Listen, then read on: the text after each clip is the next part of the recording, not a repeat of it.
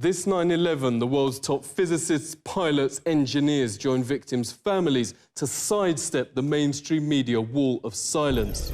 Huge billboards on Times Square and across the states confront the fact most Americans don't know a third giant tower on 9/11 wasn't even hit by a plane, yet somehow collapsed in free fall. At 5:20 p.m, World Trade 7 suddenly, neatly and symmetrically just folded like a pancake. This is high school physics. A building cannot do free fall with 40,000 tons of structural steel in its structural system without it being blown up. The government version is that office fires made all 84 steel columns break at the same time. But there are other versions. John Cole's among thousands of leading independent experts with architects and engineers for 9/11Truth. Great to speak to you. So who did it? Who didn't do it is the 19 hijackers that allegedly flew the plane. It is impossible.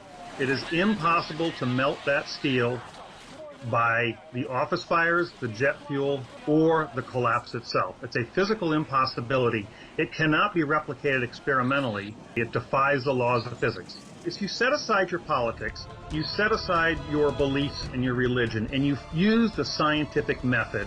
World Trade Center 7 is basically a classic controlled demolition where a building free falls and comes straight down into virtually its own footprint. The only explanation that explains all the evidence, the nanothermite, the iron microspheres, the high temperatures found out there, the free fall, the uniform, what I call the uniform acceleration of the towers, when those came down, there was no impact or jolt when it hit the undamaged section below. Because there was no jolt, something blew those towers out, allowing it to uniformly accelerate downward. The only thing that makes any sense at all from a scientific perspective is that those towers were blown up.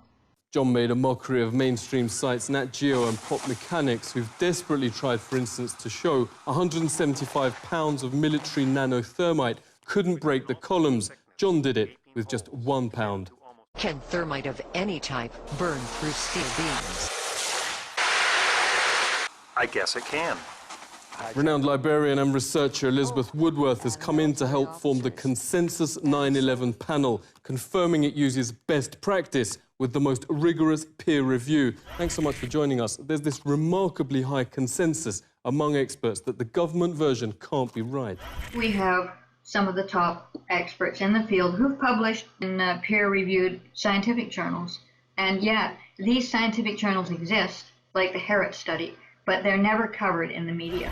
If people knew about the research, they would find it compelling. Dr. Griffin has said that he's never heard of anybody who saw the evidence, became converted to this point of view, and then changed back. Yeah, the panel's made government already change its story and admits Skyscraper 7's freefall. That's right. David Chandler is an extraordinary model maker. Chandler is on the panel, and he devised a model to prove that the top floors fell with no resistance. There's only one way that that can happen, and that is that all the columns, there are 84 of these columns, that they were severed at the same moment. Dr. Graham McQueen accessed the New York Fire Department records from that day. Thanks very much for joining us. Never broadcast by mainstream media, but more than 100 witnesses have even reported the explosives bringing down the Twin Towers. Here was this roughly 10,000 pages of extremely rich eyewitness material. And I found that there were 118 people who clearly perceived explosions. You know, we have firefighters who are used to fighting high-rise fires, who are used to encountering smoke explosions and boilers, and yet they use words like bombs. You know, they don't identify it with the things we would expect. Floor by floor instead of popping out. It was if they had detonated. Yeah, detonated. They were planned to take down a building. Boom, boom, boom, boom, boom, boom, boom. All the way down. Bob McIlvaine has wanted answers why the post-mortem of his son Bobby found his fatal injuries in the South Tower consistent not with fireballs, but explosives.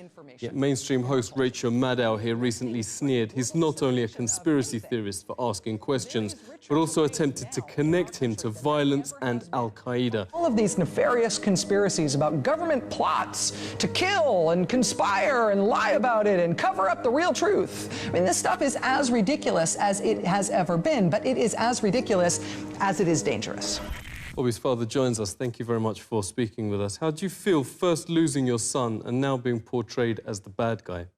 My son died. He died from an explosion. I can prove that beyond a reasonable doubt. If I was in a courtroom, a jury cannot not accept that as proof.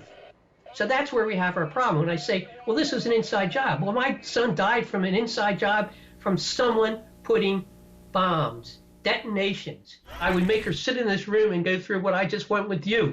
And then I would say, now you tell me I'm a conspiracy theorist. Just shows you how awful our media is. I don't want to call her the media. She makes over $1 million and they tell her what to say. One newspaper reporter, and is from the Philadelphia area, was very upfront with me. She said, you know, Bob, she says, as a reporter, I am the problem because we will lose our jobs. If I take that, just that little bit you just said, to the editor, he will crush it. So I'm telling you right now, I can't put your story out there. The media owners will not allow them. The press would not cover just that because it put a little doubt in people's minds. Yeah, who do you blame for all this? The people of the United States are just as much to blame because they just want to believe that we are good people, we are an exceptional country. But this is what governments do. You know, it's very Machiavellian. Now we have an endless war on terror.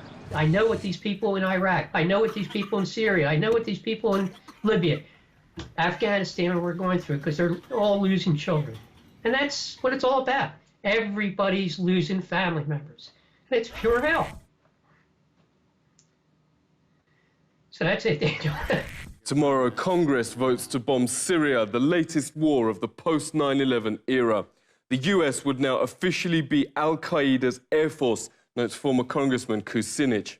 But America's had enough. 9 in 10 oppose this invasion, the most unpopular in history. Regarding 9/11, a massive 84% now say the government's lying. We now have the precedents documented that governments prepared to commit supreme crimes against its population. Exactly what happened on 9/11 can be argued by both so-called conspiracy theorists and the authorities. What's beyond dispute is on the 11th of September, the world will join to mourn the almost 3,000 innocent people who lost their lives. This is The Truth Seeker.